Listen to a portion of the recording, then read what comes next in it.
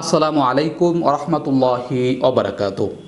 সম্মানিত দর্শক ও শ্রোতা মণ্ডলী, আমি ইয়ামিন বিন ইমদাদ আজকে আপনাদের সামনে সাপ্তাহিক প্রশ্নোত্তর পর্বের তৃতীয় পর্ব নিয়ে হাজির হয়েছি। এই পর্বেও যথারীতি মোট 20টি প্রশ্নের উত্তর থাকবে।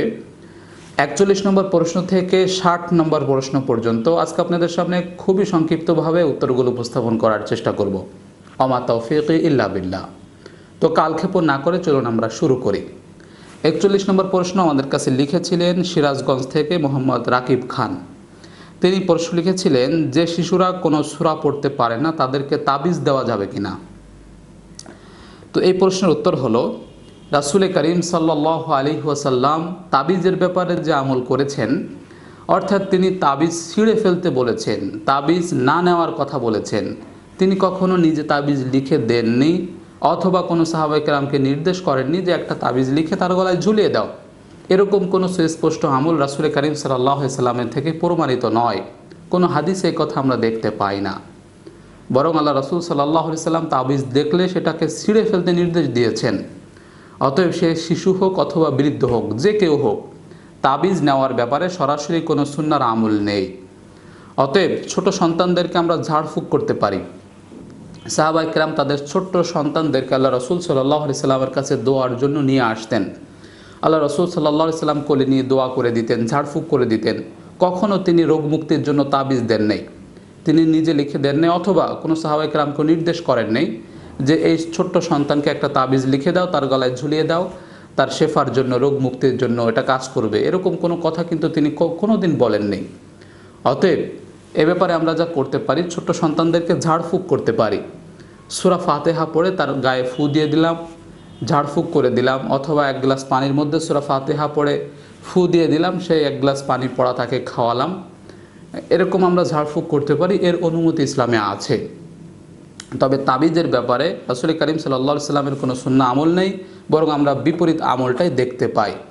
অতএব শিশু হোক অথবা বৃদ্ধ হোক, কারো গলায় তাবিজ দেওয়া এটা ইসলামী শরিয়া মোতাবেক উচিত নয়, এটা অনুচিত কাজ, অনুত্তম কাজ। দ্বিতীয় আরেকটা প্রশ্ন তিনি লিখেছিলেন, তা হলো যে কেউ মাথায় পাগড়ি পরতে পারবে কিনা। যদি কেউ মাদ্রাসায় না পড়ে, হাফেজ না হয়, মাওলানা না হয়, তাহলে সে মাথায় পাগড়ি পরতে পারবে কিনা। এই প্রশ্নের স্পষ্ট উত্তর হলো, পাগড়ি পরা এটা একটা সংস্কৃতি। রাসূল করিম সাল্লাল্লাহু আলাইহি সাল্লামও কখনো কখনো পাগড়ি পরেছেন, আমরা তার আমল থেকে দেখতে পাই। তো যে কোনো মুসলিম চাইলে তার মাথায় পাগড়ি পরতে পারে, এতে কোনো সমস্যা নেই। পাগড়ি পরার জন্য মাদ্রাসায় পড়তে হয় না, পাগড়ি পরার জন্য হাফেজ হতে হয় এরকমটাও বাধ্যতামূলক নয়। যে কেউ পাগড়ি পরতে পারবে, এতে কোনো নিষেধাজ্ঞা নেই। 42 নম্বর প্রশ্ন নারায়ণগঞ্জ থেকে লিখেছিলেন শান্তা। তিনি প্রশ্ন লিখেছিলেন যে আমার অনেক সময় শরীর খারাপ লাগে, হাঁটুতে ব্যথা হয়, তখন দাঁড়িয়ে নামাজ পড়তে কষ্ট হয়, বসে নামাজ পড়া যাবে কিনা, বা কতটুকু শরীর খারাপ হলে বসে নামাজ পড়া যাবে। এই প্রশ্নের উত্তর হলো, যে ব্যক্তি দাঁড়িয়ে থাকতে পারে না, সামান্য সময়ও স্থির হয়ে দাঁড়িয়ে থাকতে পারে না, হাঁটুর ব্যথার কারণে, মাজার ব্যথার কারণে বা বিভিন্ন কারণে অনেকে দাঁড়িয়ে থাকতে পারে না, অল্প সময় হাঁটতে পারে কিন্তু স্থির হয়ে অনেক সময় দাঁড়িয়ে থাকতে পারে না, সেই ব্যক্তিরা অনেক সময় চেয়ারে নামাজ পড়ে, বসে নামাজ পড়ে। তো যাদের এরকম খুব বেশি সমস্যা, যাদের দাঁড়িয়ে থাকতে অনেক বেশি কষ্ট হয়, তারা বসে নামাজ পড়তে পারবে, রুখসত আছে। তবে যাদের হালকা শারীরিক সমস্যার কারণে, যে দাঁড়িয়ে থাকতে একটু অসহ্য লাগে, এই শুধুমাত্র এই অসহ্যের কারণে যদি কেউ বসে নামাজ পড়তে চায়, তার জন্য কোনো সুযোগ নেই। চেয়ারে বসে অথবা নিচে বসে নামাজ পড়বে এরকম কোনো সুযোগ নেই। যে ব্যক্তির অনেক বেশি সমস্যা, দাঁড়িয়ে থাকতেই পারে না, সেই ব্যক্তির জন্য রুখসত হলো সে বসে নামাজ পড়তে পারবে। তবে আপনার কতটুকু সমস্যা, কতটুকু শরীর খারাপ, হাঁটুতে কী পরিমাণ ব্যথা সেটা আপনি জানেন। তবে যে পরিমাণ ব্যথা নিয়ে আপনি অন্য একজন মানুষের সাথে দাঁড়িয়ে 2 মিনিট কথা বলতে পারেন, ওই পরিমাণ ব্যথা নিয়ে কি আপনি আল্লাহর সামনে দাঁড়িয়ে থাকতে পারবেন না 2 মিনিট? অবশ্যই পারা উচিত। কার সামনে দাঁড়াচ্ছি আমরা? দাঁড়িয়ে নামাজ পড়া তো ফরজ, আল্লাহর সামনে দাঁড়িয়ে আমরা সালাত আদায় করছি। এখানে আমাদের যদি অজুহাত দেখাই, তাহলে এটা খুবই দুঃখজনক বিষয়। তবে যাদের অজুহাত দেখাতেই হয়, অর্থাৎ দাঁড়িয়ে থাকতেই পারে না, তাদের জন্য তো অবশ্যই রুখসত আছে, তারা অবশ্যই বসে নামাজ পড়বে, নামাজ ত্যাগ করতে পারবে না। আশা করি উত্তর পেয়েছেন। 43 নম্বর প্রশ্ন ঢাকা শান্তিনগর থেকে লিখেছিলেন রোকসানা পারভিন। তিনি প্রশ্ন লিখেছিলেন যে শ্বশুরের জাকাতের টাকা তার জামাই নিতে পারবে কিনা। জামাইয়ের আর্থিক সমস্যার কারণে শ্বশুরের টাকা সে জাকাত হিসেবে নিতে পারে কিনা। আরেকটা প্রশ্ন লিখেছিলেন যে নামাজে সালাম ফিরানোর পূর্বে একাধিক দোয়া মাসুরা পড়া যায় কিনা। তো প্রথম প্রশ্ন, শ্বশুরের জাকাতের টাকা তার জামাই নিতে পারবে। জামাইয়ের যদি আর্থিক সংকট থাকে, সে যদি জাকাত খাওয়ার উপযুক্ত ব্যক্তি হয়, তাহলে সে ব্যক্তি জাকাত নিতে পারবে। তবে সে ব্যক্তি যদি জাকাত খাওয়ার মতো উপযুক্ত না হয়, তাহলে কিন্তু তাকে জাকাত দেওয়া যাবে না। সে আপন জামাই হোক আর যে কেউ হোক, যার জাকাত খাওয়ার যে ব্যক্তি জাকাত খাওয়ার উপযুক্ত নয়, সেই ব্যক্তিকে জাকাত দেওয়া যায় না। তবে সে ব্যক্তি যদি জাকাত খাওয়ার উপযুক্ত হয়, তাহলে আপন জামাইকেও জাকাত দেওয়া যায়। তবে নিজের অধীনস্থ ব্যক্তিদেরকে জাকাত দেওয়া যায় না। যেমন মেয়ে যতদিন পর্যন্ত আপনার অধীনস্থ আছে, আপনার মেয়েকে জাকাত দিতে পারেন না, আপনার ছেলেদেরকে জাকাত দিতে পারবেন না, আপনার স্ত্রীকে জাকাত দিতে পারবেন না, আপনার পিতা মাতাকে জাকাত দিতে পারবেন না। এরকম আপনার অধীনস্থ যারা রয়েছে পরিবারের সদস্য, তাদেরকে জাকাত দেওয়া যাবে না। জামাই যেহেতু আপনার অধীনস্থ নয়, অতএব মেয়ের জামাইকে জাকাতের টাকা দেওয়া যায় যদি সে জাকাত খাওয়ার উপযুক্ত ব্যক্তি হয়। দ্বিতীয় প্রশ্ন ছিল সালাম ফিরানোর পূর্বে একাধিক দোয়া মাসুরা পড়া যায় কিনা। উত্তর হলো তাশাহুদ দুরূদ শরীফের পরে সালাম ফিরানোর পূর্বে একাধিক দোয়া করা যায়। আমরা একাধিক দোয়া করতে পারি। আল্লাহুম্মা ইন্নী যালামতু নাফসি, এরপরে আমরা আরও যত দোয়া মাসুরা হিসেবে প্রসিদ্ধ দোয়াগুলো আছে, আমরা সেই সমস্ত দোয়াগুলো পড়তে পারি, কোনো সমস্যা নেই। এখানে একাধিক দোয়া পড়া যায়, 2টা 3টা 4টা 5টা, আপনার যতটুকু আপনার জানা আছে, যতটুকু আপনার মনে চায় আপনি পড়তে পারেন। এবার 44 নম্বর প্রশ্ন, গোপালগঞ্জ থেকে লিখেছিলেন সোহাইল আহমদ। তিনি প্রশ্ন লিখেছিলেন সন্তান ভূমিষ্ঠ হওয়ার সাথে সাথে করণীয় কী। কানে আজান দেওয়ার সময় কি কানে আঙ্গুল দিতে হবে কিনা, এবং সন্তানকে কিভাবে ধরবে। তো তার প্রশ্নটা হয়তো আমি বুঝতে পেরেছি যে সন্তান জন্ম হওয়ার সাথে সাথে কানে আজান দিতে হয়। তো মুয়াজ্জিনরা তো আজান দেওয়ার সময় কানে আঙ্গুল দেয়। তো সন্তানকে কোলে নিয়ে আজান দিলে হবে নাকি কানে আঙ্গুল দিয়ে আজান দিতে হবে, আজান দেওয়ার পদ্ধতিটা কী, এরকম প্রশ্ন হয়তো তিনি করেছেন। তো আজান দেওয়ার পদ্ধতিটা হলো সন্তানকে কোলে নিয়ে তার মুখের কাছে, অর্থাৎ তার কানের কাছে মুখ নিয়ে ফিস ফিস করে আজান দিতে হবে। অনেক জোরে আজান দিতে হবে না। সদ্য ভূমিষ্ঠ হওয়া সন্তানের কানের কাছে যদি আপনি অনেক শাউট করে, অনেক আওয়াজ করে যদি আপনি আজান দেন, তাহলে কিন্তু তার ক্ষতি হবে।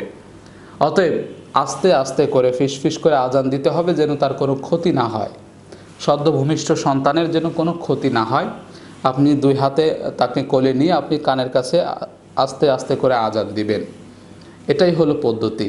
তবে আজান দেওয়ার জন্য আপনার কানে আপনার আঙ্গুল দিতে হবে না, আপনার কানে হাত দেওয়ার কোনো প্রয়োজন নেই।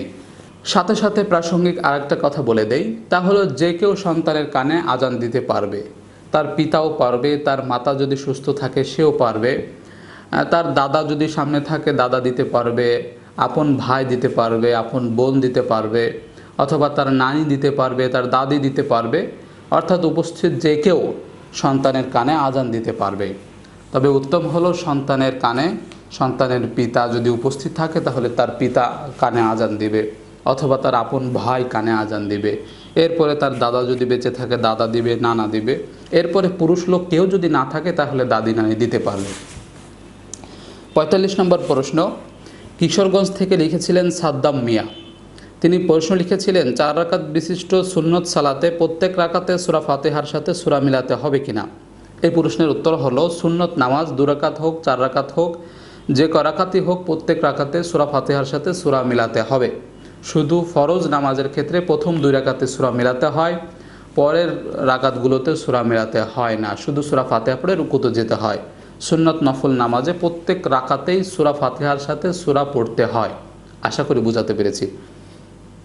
এরপরে 46 নম্বর প্রশ্ন, পাবনা থেকে লিখেছিলেন মোহাম্মদ কাউসার। তিনি প্রশ্ন লিখেছিলেন যে নামাজের 14টা ওয়াজিবের মধ্যে একটা ওয়াজিব হলো ফরজ নামাজের প্রথম 2 রাকাতকে কেরাতের জন্য নির্ধারিত করা।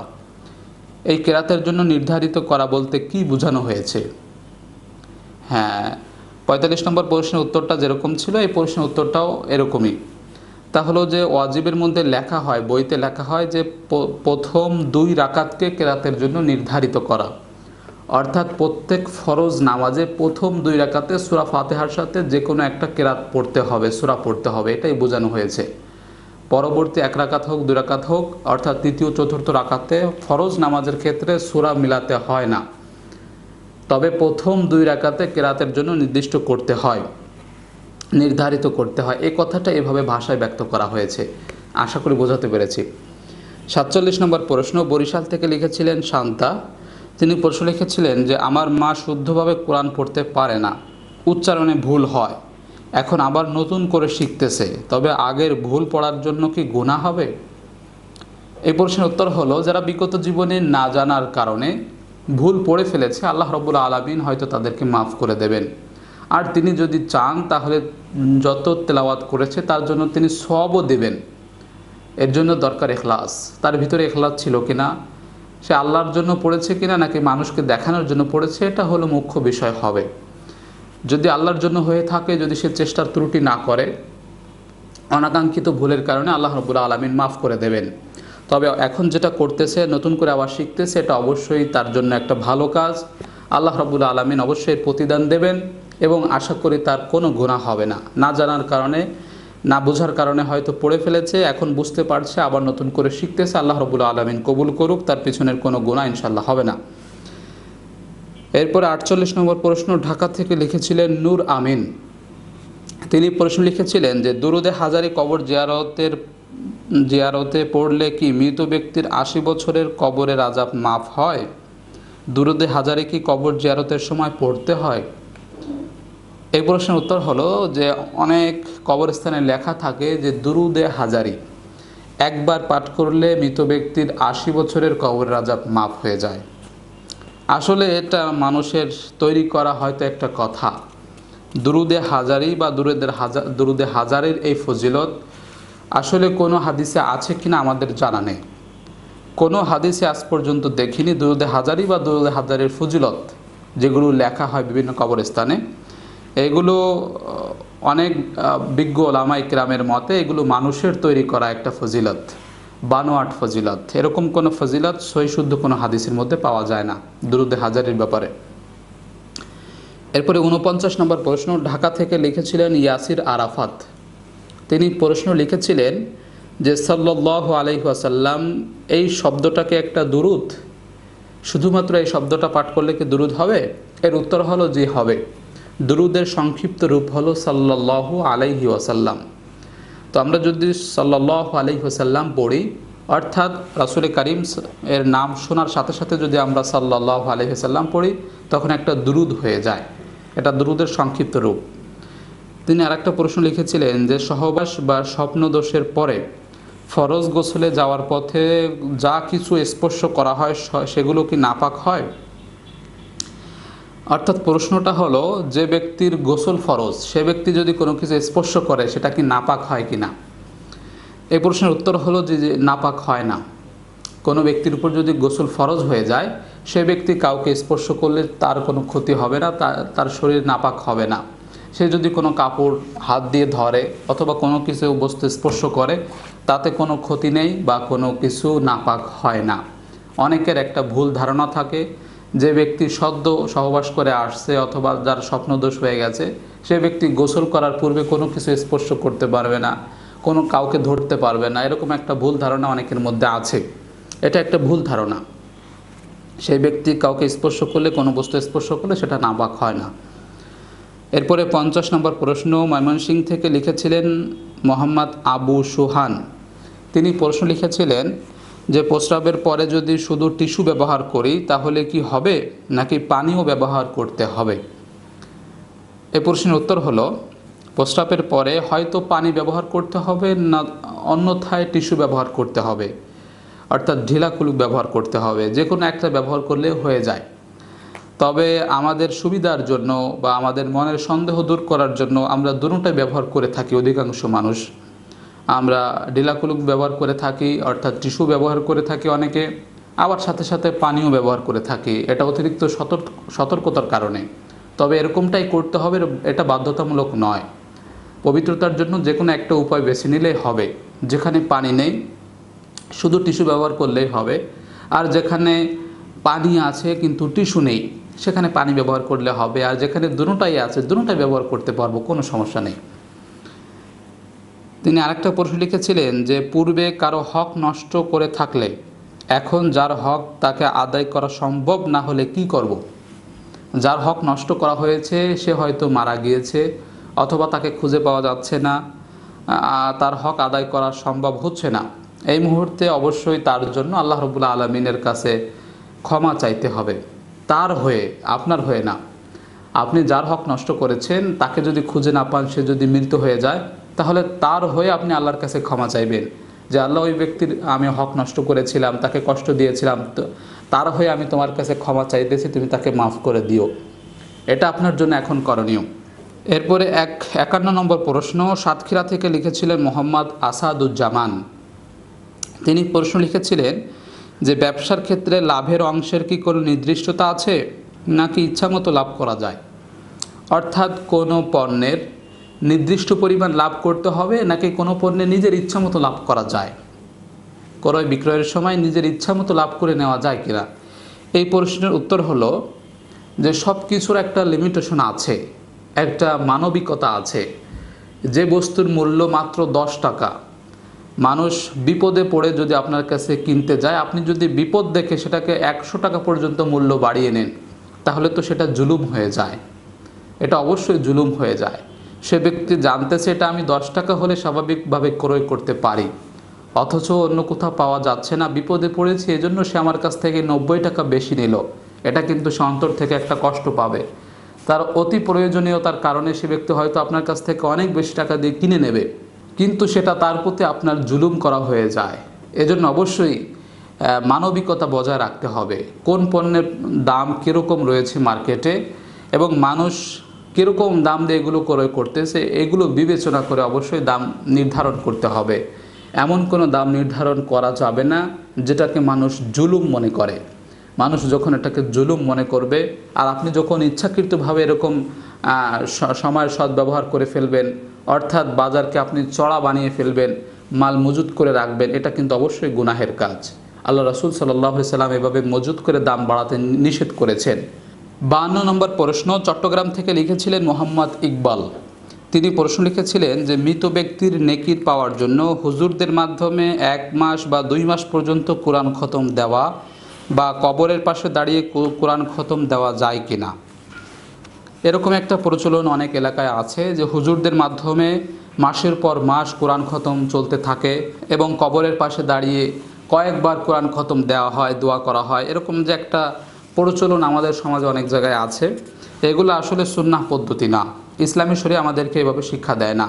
অবশ্যই সন্তান তার পিতামাতার জন্য নিজে কোরআন পড়ে দোয়া করতে পারে, সালাত আদায় করে দোয়া করতে পারে, তবে ভাড়াটিয়া মৌলবীদের মাধ্যমে কোরআন খতম করে দিয়ে বকশিশ করে দেওয়া, তারপরে কবরের সামনে নিয়ে কয়েকজনকে দাঁড় করিয়ে এরপরে কোরআন খতম করে দেওয়া, এরপরে দোয়া করে দেওয়া, এগুলো কিন্তু আমাদের নিজস্ব তৈরি করা একটা ট্রেডিশন। এগুলো কোনো সুন্নাহ পদ্ধতি নয়। অবশ্যই এ থেকে আমাদেরকে বিরত থাকতে হবে এবং বেশি বেশি দোয়া করতে হবে, মৃত ব্যক্তির জন্য সাদকা করতে হবে, এটাই হলো সুন্নাহ। 53 নম্বর প্রশ্ন ঢাকার উত্তরা থেকে লিখেছিলেন হালিমা বেগম। তিনি প্রশ্ন লিখেছিলেন সানা কি নামাজের শুরুতে প্রথম রাকাতে পড়লে হয় নাকি প্রতিবার নিয়তের পরে পড়তে হয়? আচ্ছা, তিনি হয়তো বোঝাতে চেয়েছেন যে আমি জোহরের নামাজ শুরু করলাম, শুধুমাত্র প্রথম নামাজে সানা পড়তে হবে নাকি সুন্নতেও পড়তে হবে, ফরজেও পড়তে হবে, এরপরে 2 রাকাত সুন্নতে পড়তে হবে, নফলেও পড়তে হবে, না প্রত্যেক নামাজের প্রথম রাকাতে পড়তে হবে নাকি নামাজের যে কোনো প্রথম 1 রাকাতে পড়লেই হবে? তিনি হয়তো এভাবে বোঝাতে চেয়েছেন। তো এই প্রশ্নের উত্তরটা হলো যে প্রত্যেক নামাজের প্রথম রাকাতে তাকবীরে তাহরিমা বাঁধার পরে আল্লাহু আকবার বলার পরে সানা পড়তে হয়। প্রত্যেক নামাজে, সেটা ফরজ হোক, সুন্নত হোক, নফল হোক, যে কোনো নামাজ হোক, প্রত্যেক নামাজে তাকবীরে তাহরিমা আল্লাহু আকবার দেওয়ার পরে সানা পড়তে হয়। আশা করি বোঝাতে পেরেছি। এরপরে তিনি আরেকটা প্রশ্ন লিখেছিলেন যে আসরের পর কোরআন পড়া কি নিষেধ? জি না, আসরের পরে কোরআন পড়া নিষেধ নয়। আসরের পর থেকে মাগরিব পর্যন্ত অনেকেই মনে করে থাকেন যে এটা কোরআন তেলাওয়াত করলে ক্ষতি হবে। আসলে এই কথাটা মানুষের বানোয়াট কথা। কোরআন পড়লে ক্ষতি হবে এরকম কোনো সময় নেই, যে কোনো সময় কোরআন পড়তে পারবো আমরা। তবে আসরের পর থেকে মাগরিব পর্যন্ত এটা নামাজ পড়ার একটা মাকরুহ ওয়াক্ত। অর্থাৎ আল্লাহ রসুল সাল্লাল্লাহু আলাইহি ওয়াসাল্লাম বলেছেন, সহি একটা হাদিস থেকে ইতিপূর্বে উদ্ধৃতি দিয়েছিলাম আপনাদের সামনে, যে আসরের পর থেকে মাগরিব পর্যন্ত কোনো নামাজ অর্থাৎ সুন্নত নফল নামাজ না পড়াই উত্তম। তবে কারো যদি ফরজের কাজা থাকে তাহলে সে ব্যক্তি সে কাজা আদায় করতে পারবে। তবে কোরআন তেলাওয়াত, জিকির, আজকার ইত্যাদি করতে পারবে, এতে কোনো সমস্যা নেই, কোনো নিষেধাজ্ঞা নেই। এরপরে 54 নম্বর প্রশ্ন গাজীপুর থেকে লিখেছিলেন মাহবুবুর রহমান। তিনি প্রশ্ন লিখেছিলেন যে আমার এক সহপাঠী, উনি সিগারেট খায়, নামাজও পড়ে, আবার মাঝে মাঝে ইমামতিও করে, তার পিছনে কি নামাজ হবে? এই প্রশ্নের উত্তর হলো, যে ব্যক্তি সিগারেট খায়, সিগারেট খাওয়া তো হারাম। যে ব্যক্তি সকলের সামনে জনসম্মুখে সিগারেট খায় সে ব্যক্তিকে নামাজের ইমাম হিসেবে ইমামতি করতে দেওয়া তো উচিত নয়। এটা তো আমাদের ব্যর্থতা। যে ব্যক্তি জনসম্মুখে সিগারেট খায় সেই ব্যক্তিকে আপনি ইমাম বানাবেন কেন? এটা তো আমাদের অবশ্যই ব্যর্থতা। তবে সে ব্যক্তি যদি ইমাম হওয়ার উপযুক্ত হয়, অর্থাৎ সূরা কেরাত তার শুদ্ধ, সে নামাজের মাসালাগুলো খুব ভালো করে জানে, আপনারা হয়তো জানেন না, আপনাদের মধ্যে সেই ব্যক্তি হয়তো ইমাম হওয়ার উপযুক্ত, তার চাইতে ভালো কোনো ব্যক্তি নাই আপাত দৃষ্টিতে, তাহলে সেই ব্যক্তিকে ইমাম হিসেবে দাঁড় করানো যেতে পারে, তার পেছনে নামাজ হবে।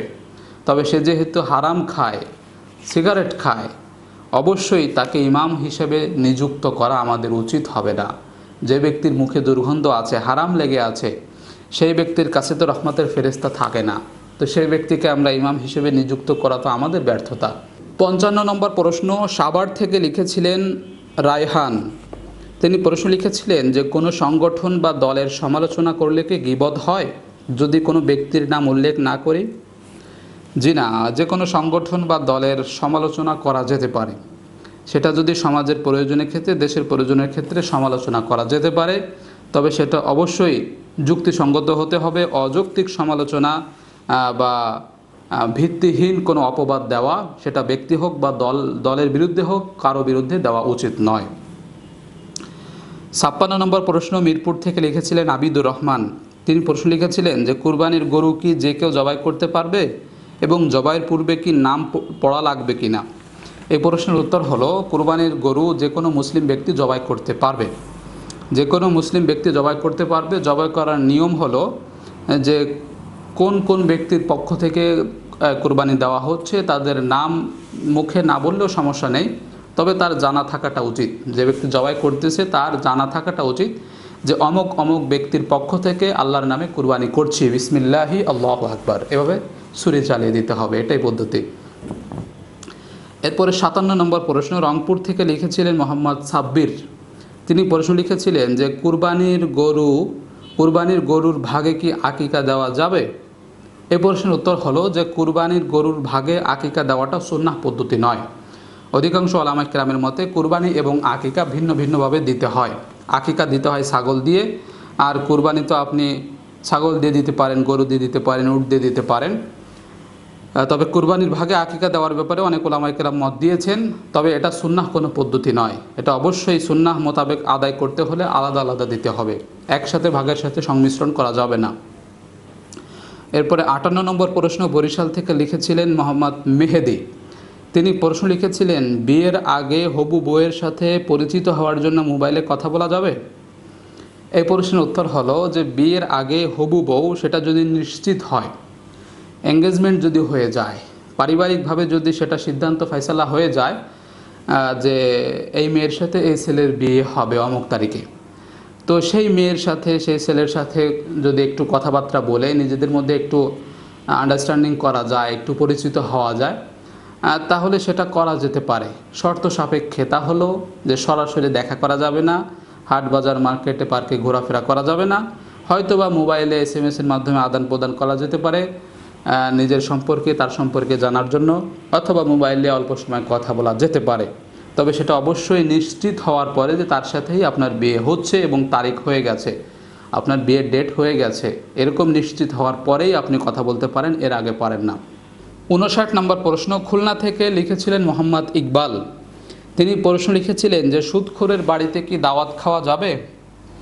এই প্রশ্নের উত্তর হলো যে আপনি যদি সুস্পষ্টভাবে জানতে পারেন যে সেই ব্যক্তি শুধুমাত্র সুদের টাকা দিয়ে চলে, তার ইনকামের আর কোনো উৎস নেই, তাহলে আপনি সেই ব্যক্তির বাড়িতে দাওয়াত খেতে যাবেন না। এটা আপনার ইমানই আপনাকে বলে দেবে, আপনার তাকওয়া আপনাকে কথা বলবে।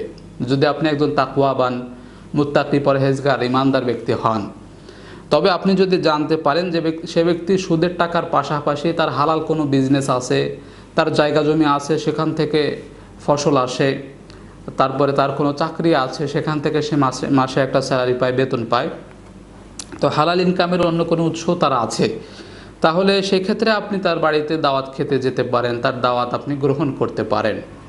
তবে যে ব্যক্তি শুধুমাত্র সুদের টাকা লাগিয়ে চলে, ইচ্ছাকৃতভাবে তার বাড়িতে কোনো কিছু খাওয়া বা সমাজে তাকে স্থান দেওয়া, তাকে গণ্যমান্য ব্যক্তিদের মধ্যে স্থান দেওয়াটা আমাদের উচিত নয়, এটা আমাদের ব্যর্থতা।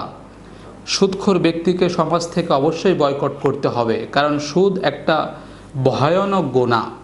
সুদখোরের ভয়াবহ পরিস্থিতি সম্পর্কে বা তার গুনাহ সম্পর্কে আল্লাহ রাসূল সাল্লাল্লাহু আলাইহি সাল্লাম যে বার্তা আমাদেরকে দিয়েছেন, তিনি সুদখোরের যে পরিমাণ গুনাহ হয়, এত বেশি পরিমাণে গুনাহ হয়, তার আমলনামায় এত বেশি গুনাহ লেখা হয়।